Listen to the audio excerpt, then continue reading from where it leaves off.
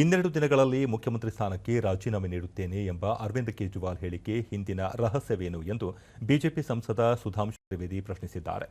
ದೆಹಲಿ ಅಬಕಾರಿ ನೀತಿ ಹಗರಣದಲ್ಲಿ ಅರವಿಂದ್ ಕೇಜ್ರಿವಾಲ್ ನ್ಯಾಯಾಲಯದಿಂದ ಜಾಮೀನು ಪಡೆದು ಹೊರಬಂದ ಹಿನ್ನೆಲೆಯಲ್ಲಿ ಪ್ರತಿಕ್ರಿಯಿಸಿರುವ ಅವರು, ಜೈಲಿನಿಂದ ಹೊರಬಂದ ನಂತರ ಕೇಜ್ರಿವಾಲ್ ರಾಜೀನಾಮೆ ಬಗ್ಗೆ ಮಾತನಾಡಿರುವುದೇಕೆ?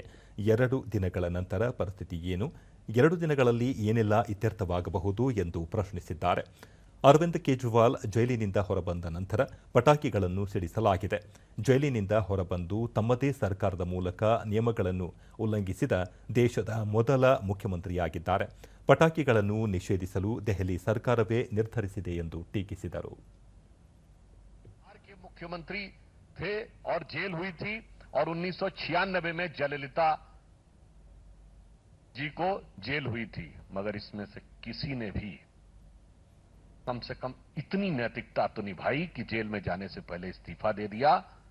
केजरीवाल जी, मैंने इतना बता दिया कि ये जेल में जाने का खेल ये सब गैर भाजपा थे और हमारी सरकारें नहीं थी और दिल्ली की जनता ने ದೆಹಲಿ ಬಿಜೆಪಿ ಅಧ್ಯಕ್ಷ ವೀರೇಂದ್ರ ಸಚ್ದೇವ ಪ್ರತಿಕ್ರಿಯಿಸಿ, ದೆಹಲಿಯಲ್ಲಿನ ಆಮ್ ಆದ್ಮಿ ಪಕ್ಷ ಸರ್ಕಾರವನ್ನು ವಿಸರ್ಜಿಸಬೇಕು ಮತ್ತು ಶೀಘ್ರವೇ ನವೆಂಬರ್ನಲ್ಲಿ ಚುನಾವಣೆ ನಡೆಸಬೇಕು.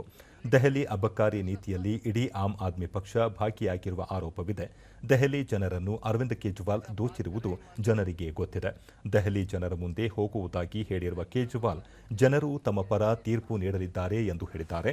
ದೆಹಲಿ ಜನರು ಈಗಾಗಲೇ ತಮ್ಮ ತೀರ್ಪು ನೀಡಿದ್ದು, ಅವರ ಪಕ್ಷಕ್ಕೆ ಶೂನ್ಯ ಸ್ಥಾನಗಳನ್ನು ನೀಡಲಿದ್ದಾರೆ ಎಂದರು. दिल्ली के 40 से 45 बच्चे लोग अपनी जान गंवा देते हैं आपके भ्रष्टाचार के कारण, क्योंकि आपके भ्रष्टाचार ने नालों की सफाई नहीं की। वो जल भराव में अपनी जान गंवा देते हैं और आप कहते हैं कि मैं ईमानदार हूं।